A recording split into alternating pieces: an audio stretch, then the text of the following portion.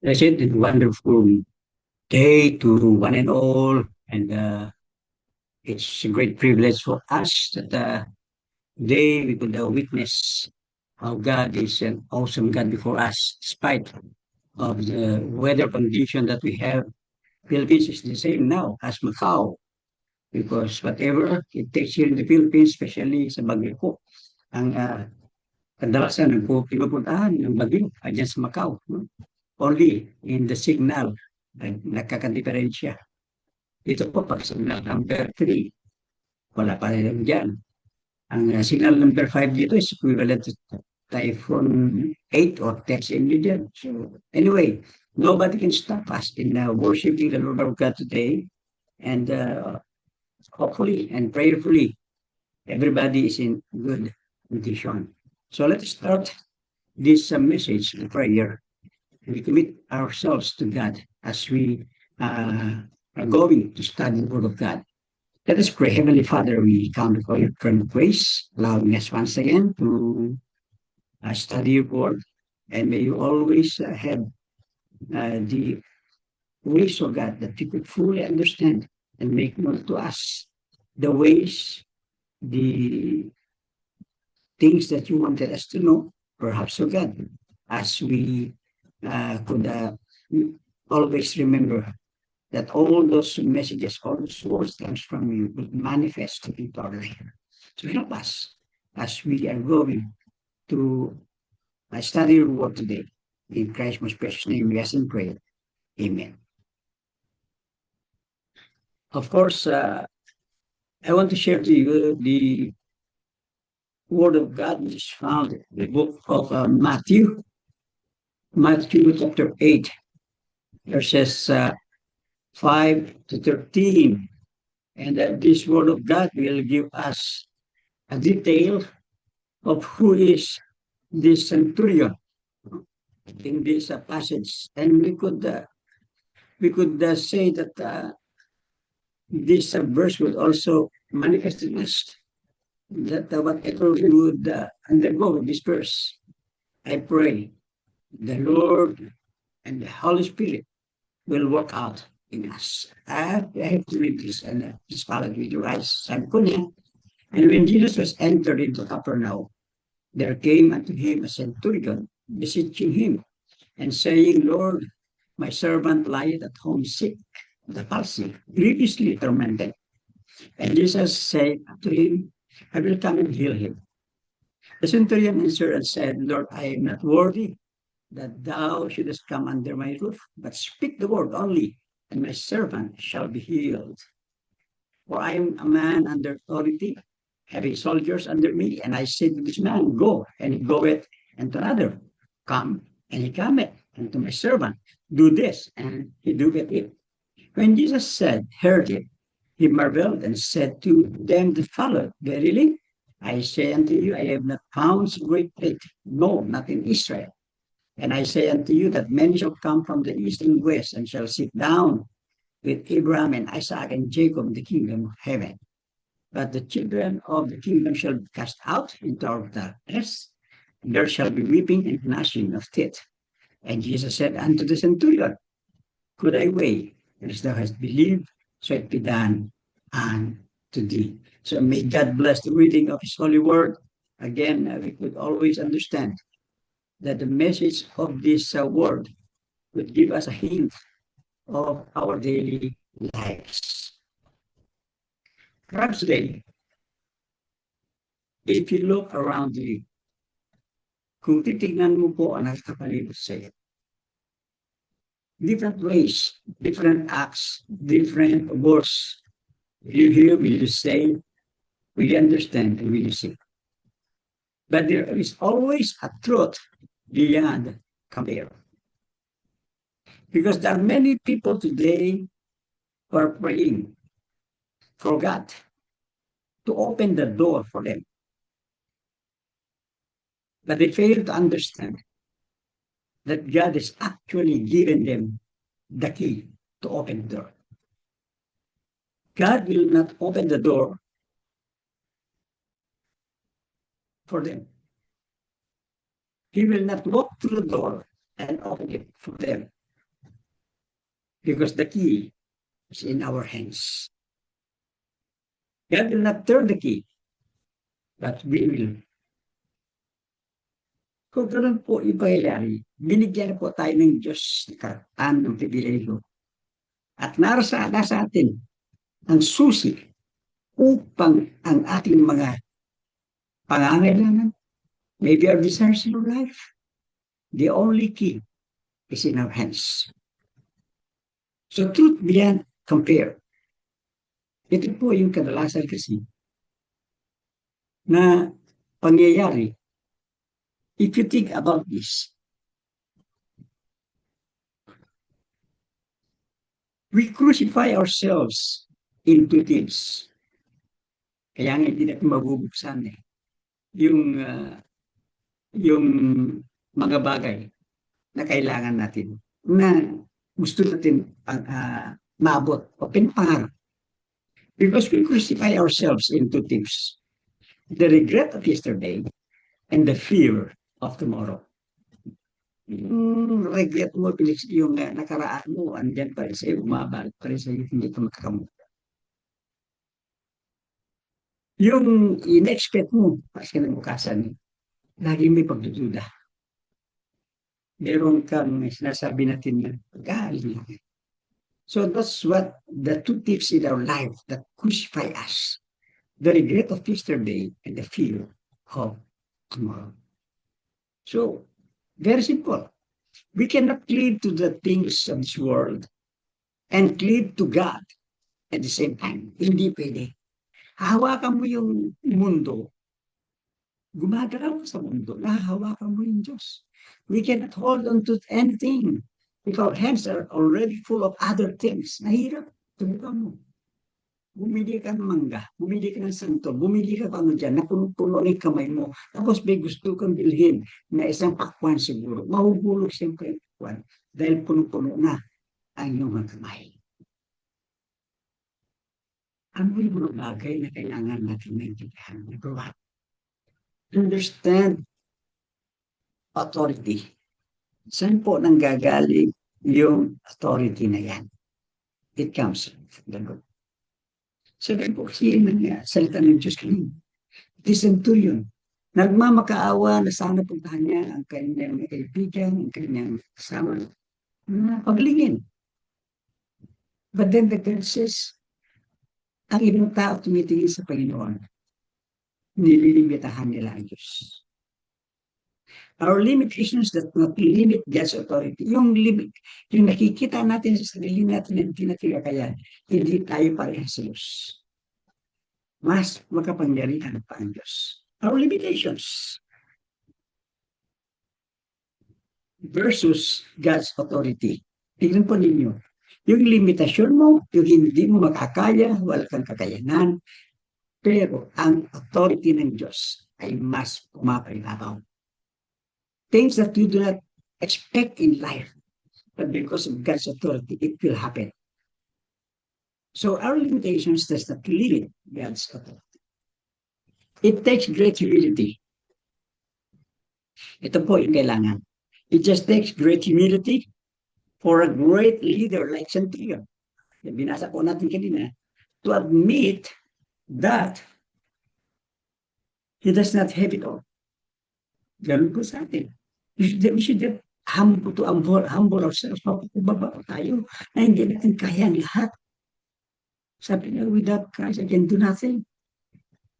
Pero ang kasabat niya, ang magiging labas niya, sabi niya ng Diyos, with God, nothing is impossible. So it just takes great humility for a great person, people like us, accept our limitations, to accept that we would never do anything without God. So he commanded, this centurion must have commanded his soldiers to do this, to do that, to do that. May kapangyarihan siya, meron siyang kakayahan na limitado. Hindi natin mapapayaan ng Diyos. And now the centurion is asking Jesus to heal his servant. Ito po yung kanya pong pag-ask. Pakiusap kay Jesus na gamutin niya ang kanyang tao This signifies that the centurion understood, no? Naintindihan ng leader na ito, naintindihan ng centurion na ito na wala siyang kapabilidad. He did not be able to cure, to heal his servant. And this centurion understood who had the ultimate authority. Yun sana mangyari sa atin. Huwag natin persahin, huwag po natin ilagay ang lahat na parang kaya natin lahat na makalimutan natin Diyos. Remember, the ultimate authority comes from God alone. So this centurion accepted that his own authority had limitations. No matter how easy it can be to claim of how we can do almost everything in life. Sabi man natin, may kakayanan kami, pera ka, lahat, malakas ka pa. Pero hanggang saan? Hanggang saan yung pera mo? Hanggang saan yung kapangyarihan mo? Lahat may hangganan. Still we have the limitations. But God's authority will always be there to cover up everything in us. No matter how easy it can be to claim of how we can do almost everything, hindi po sapat. We have to humble ourselves. We have to admit that we cannot really do it all. And that's the time. Sabi po natin, siguro, we have to let others do it for ourselves. But think about this. God is our ultimate authority. God can do what man cannot do. Tandaan po natin. Yan po yung authority ng Diyos. Tayo ay may limitation. Ang Panginoon ay nasa Kanya, the ultimate authority. So again, I'll tell you, our limitations does not limit God's authority. Understand, always understand the authority that comes from God. We can never go beyond the authority of God. That's the truth that's beyond compare. Yan yung katotohanan na hindi po natin na ibabaliwala, hindi natin mahusgahan ng kapangyarihan ng Diyos ay mas lalong mataas sa ating kapangyarihan. We have limitations in life. Kahit sabihin mo, kompleto ka, may limitation ka rin. Huwag mong pagmalaki sa harap ng Diyos. Because the ultimate authority comes alone from God. Yung mga sa iyo, in a week of a time of what we call an eye. Mawawala yan. Sa isang kisak mata. No? Mawawala ang lahat sa iyo. Pwede. You look at the very illustrations of Job. Si Job, he owns everything. He is the most wealthiest person in the East. But you look, with a rapid fire incident in his life, nawala lahat. Pati pamilya niya. Because man has limitations in life. But God's authority has no limitations. So your limitations in life does not limit God's authority. Nandiyan pa rin ang kapangyarihan ng Diyos. Intindihin po natin na makapangyarihan ang ating Panginoon. Understand the authority that comes from God. Now, number 2. Not only we have to understand the authority of God, but we have to understand the word of God. Intindihin natin ang salita ng Diyos. Verse 8 and 9, titingnan po ninyo. We have to understand the authority that comes from God. Kasi dito po ay makikita po natin na ang Panginoon, pag siya po nagsalita, wala po tayong magagawa. He's always what we call above everything because of his authority. Now, we have to understand the word. Sabi, the centurion answered and said, Lord, I am not worthy that thou shouldest come under my roof, but speak the word only, and my servant shall be healed. Sabi, hindi ako karapat-dapat o na itong bahay ko ay kailangan puntahan mo, nakakahiya. But ano sabi niya? Pero sabi niya, Panginoon, magsalita ka, sabihin mo lang. Speak the word only.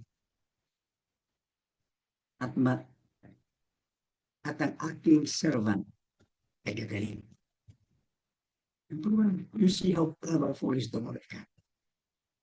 How powerful is the word of God. Verse 9, sabi niya, for I am a man under authority, having soldiers under me, and I said to this man, go and do this and this. Bit ng centurion. Pwede ko sabihin, gawin niyo yan, puntahan niyo na. Ito dapat susunod. Meron siyang salita, but it cannot go beyond the powerful words of God.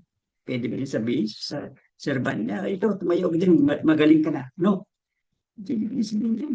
Pwede niya sabihin, tumayo ka dyan, kilalagnat ka, kuha ka ng,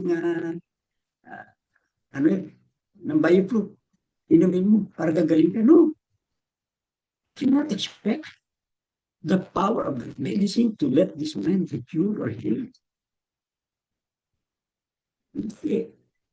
But sabi niya, but the word of the Lord is so powerful, it carry weight. Amen yun? Yung centurion niya, pag sinabi niyo kayo, mga alibuanas ko, mga servants ko, gawin niyo ito, okay. Yes, word. But sometimes there are people that surrounds him that will never allow it to happen.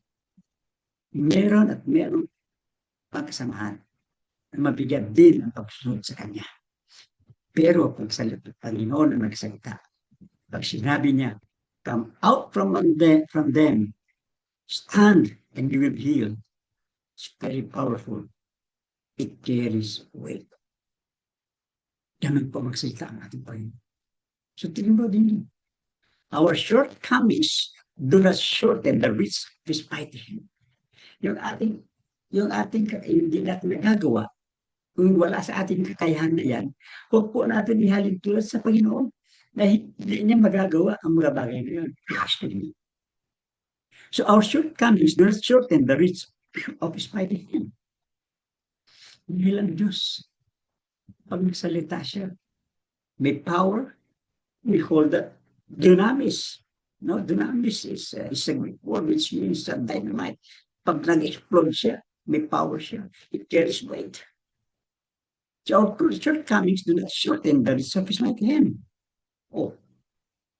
So we should always ponder on the kind of words we say those people around us. Panda po natin, isipin po natin. Iba po yung power na sinasabi natin kung minsan, iba yung great na sinasabi. Meron tayong nabibigkas, meron tayong nasasabi na kung minsan hindi maganda sa pandinig ng ating kapwa. We should always ponder of the kind of words we say to the people around us. Baka nakakasakit ka na. Baka nakakatama ka na ng tenga. Mahirap po. Ang isipan po natin. Words that will come out from mouth. Could it be an encouragement? Could it be something or some words that could lift up the mood of people around you? Or are these words would bring down the expectations of others that would hear?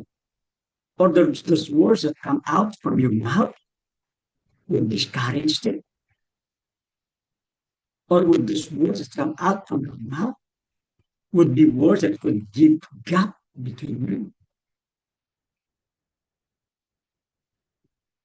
So we should stop claiming how we are better than the rest. Ganyan po kasi minsan yung pangyayari. Pag magsalita ka, parang ikaw ang magaling. Parang ikaw ang nakakataas sa mga nakikinig sa iyo. As if you know everything. Hindi sinasabi, Jack of all trades, master of nothing. We should use our words to build and encourage one another. That must be. Yung kailangan natin, no? Na bitaw tayo ng salita, na ito po yung nakaka-encourage, nakapag-build up sa isang tao. And we should speak from the humility of our heart, not from the pride of our heart. Marami kasi mga tao, mayabang ko magsalita, di ba? Pero kung tutusin, wala siyang kakayanan. Understand the word of God. Pag ang Diyos nagsalita sa atin, ewan ko kung saan tayo. Ewan ko kung baka tayo ay parang natutunog na pagsalita ng Diyos na nasa. Because every word that comes out from God will carry weight in your life. How powerful is the word of God? Ganyan po. So our shortcomings do not shorten the reach of His mighty hand na ito po magagawa ng Diyos. So po natin magdududa sa Panginoon ko po. Yung kayanan mo na hanggang dyan na lang dahil may limitation, huwag mo ikumpara sa Diyos. Dahil ang Diyos, isang ganyan lang ng Diyos. Alam niya kung nangyayari sa buhay. So understand the word carefully. Even in ourselves, understand also the word that comes out of our mouth. Kaya nga sa mga Pilipino daw, mahilig kasi sa ganyan. Pero hindi nila intindi yung kanilang salita. Silence is the best thing that you can do. Because silence, they can never protest your silence. They can never go against your silence. Yan po kailangan natin. Understand the word. Because when God says, it can be done. It can be done. When God says, you will go, you will go. There is weight in the word of God. So, po tayo magmalabis. Ganito po tayo. We have shortcomings. But our shortcomings do not shorten the reach of the mighty hand of God. He can do everything possible for us. Number 3. Understand the authority of God. Understand the word of God. Understand through faith in you. Verse 10 to 13. Sabi ko niya, when Jesus heard it, he marveled and said to them that followed, verily I say unto you, katotohanan ito kung masasabi ko sa inyo, I have not found so great faith. Wala po ako nakita na isang mataas na pananampalataya. No, not in Israel. Kahit dyan, dito sa Israel. Israel is a place where God belongs. The Lord Jesus Christ. Pero wala siyang nakita. Isang pananampalataya na both na sinasaba po natin talagang ipagmamalaki natin yung pananampalataya. At sabi niya, and I say unto you, that many shall come from the east and west. Marami ang darating and shall sit down at Abraham and Isaac and Jacob in the kingdom of heaven. May pangyayari. But the children of the kingdom shall be cast out into the outer darkness. There shall be weeping and gnashing of teeth. And Jesus said unto them, and to the centurion, na sinabi niya sa leader, go thy way. Umalis ka na. And as thou hast believed, na iyong paniniwala, yan po ay mangyayari. And his servant was healed in the self-same hour. Because na lang ni Jesus Christ, umayo ka na, umalis ka na, at ang iyong servant ay gagaling. At that very seconds of time, gumaling agad yung servant. You see the powerful moments in the life of this servant. You see the weight of the words of the Lord Jesus Christ. It can be done. Now, understand the faith. Ito yung pananampalataya ng Santo Centurion. Because sabi ni Jesus Christ na nakita niya, go thy way and as thou hast believed in your heart, the servant will be saved. When you pray, ask and pray to God. Kasama po niya, believe that it will be done. Believe that the Lord Jesus Christ wanted to see in our hearts. Through faith in our hearts, He wanted to see that we believe in everything that comes from God. That doing the works of God, believe on Him alone. When you pray to God, you believe you will receive it.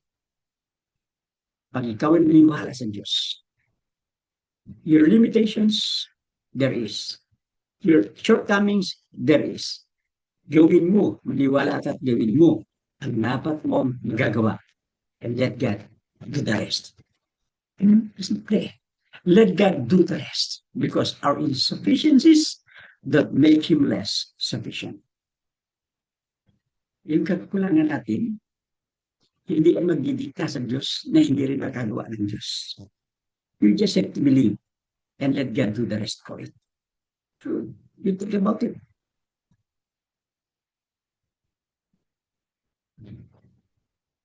The centurion was not a minister in the church. He's a leader. And neither did he serve God. He served God in all his life. Or in a faith-based organization, sumama siya sa kasama.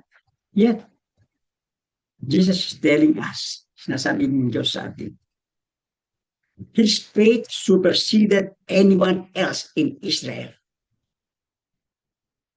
Ganyan po ang kanyang pananampalataya. Inilagay niya sa kamay ng Diyos. The powerful words of God. The weight of His words. His limitations, His shortcomings, His insufficiencies, inilagay na niya sa Diyos. Surrender siya na sabi, wala akong magagawa. And God did it all for him. I'm not saying that the Lord does not or cannot use us. Gusto na sabihin ng Panginoon, hindi tayo magagamit. All that we are saying is that all that we do should always give glory and honor to God. It should give back to Him. Lahat ng ating gagawin, ginagamit natin tayo ng Diyos. Pero tandaan po natin, lahat ng ating gagawin, lahat ng ating pong dapat na gawin, ay ibabalik sa Diyos ang papuri. And not to boost our own self, our own egos. Kasi minsan, kadalasan, gumagawa ka ng mga bagay, ginagawa mo ito, nagbibigay dyan, nagbibigay doon, ikaw lahat ginagawa mo. Pero ano yung nasa puro mo? Gusto mo ikaw ang may tatas. You wanted the credit back to you, to God. So we should always acknowledge the Holy Spirit's work in us and through us. No? Not only in us, but through us. Ours only is to believe and let God do the rest. Yun lang kailangan natin gawin eh. Maniwala ka na lang, gawin mo yung dapat mo na magagawa. Paniwalaan mo na mangyayari. And God will do the rest for you. And Jesus asserts, ano yung assertion ng Jesus? Ano sinabi niya sa leader na, go, mayo ka na, mapapagaling na yung servant. And let it be done just as you believe it would. What a great thought for it. Sige, umalis ka. Lumarga ka na, mayo ka na. At yung pinagpaniwalaan mo na mangyayari. It will be done. So dito po natin makikita. Isang bagay lang ang hinihingi ng Diyos sa atin. Ito. We have our limitations. We have our shortcomings. We have our insufficiencies. Those three ay nakikita po sa atin. Sino po sa inyo dyan ang walang limitation? Pero may shortcomings, may insufficiencies. O the other way, sino may limitations, walang insufficiencies, may shortcomings? Or the other way, sino ang walang shortcomings, may limitations, may insufficiencies? No. Those three had been lined up for us. Only what we do is this. Give your all in all, because God gives you all. The scriptures are full of examples that show God is not restricted by human barriers. Limitations, shortcomings, insufficiencies, God is not restricted by that. He can do whatever he wanted to do for the sake of uplifting man into glory, to give glory to God. God could always unfold everything before us. And there is truth beyond compare. God bless us all, as all, and we pray and I would like to pray for you as we encounter another challenge of weather condition today. Let us pray. Heavenly Father, we thank you, Lord, for this message. We know we have limitations, shortcomings, and sufficiencies. But all of these things, if we just surrender and humble ourselves before you, it could always be done as you had promised us. We will go, and as we believe in you, it would be done. So maraming salamat po, Diyos. Ipag-iingatan mo po kami sa susunod na mga araw. Naway, Panginoon, ang bagyo darating ay ito po, Panginoon, hindi masyadong magbibigay sa amin, magdudulot ng panic na problema. Because we know you can control everything for us, even the storms in our life. Lord, I pray right now. Bless the hearers, bless these members of fellowship here in Macau. I pray, Lord, ikaw po Panginoon ang manguna sa kanila. Pinagpipray ko pangungunan nila Ma'am Eva, Sir Jude, and the rest na nandyan ulit kayo. I do pray for them, Lord. Pag-iingatan ko sila. Ikaw po, Panginoon, ang mag-guide sa kanila. In every decisions that they will do, may we all bring the glory and honor to you. And this is our prayer in Christmas precious name. Amen. Maraming salamat and God bless us all.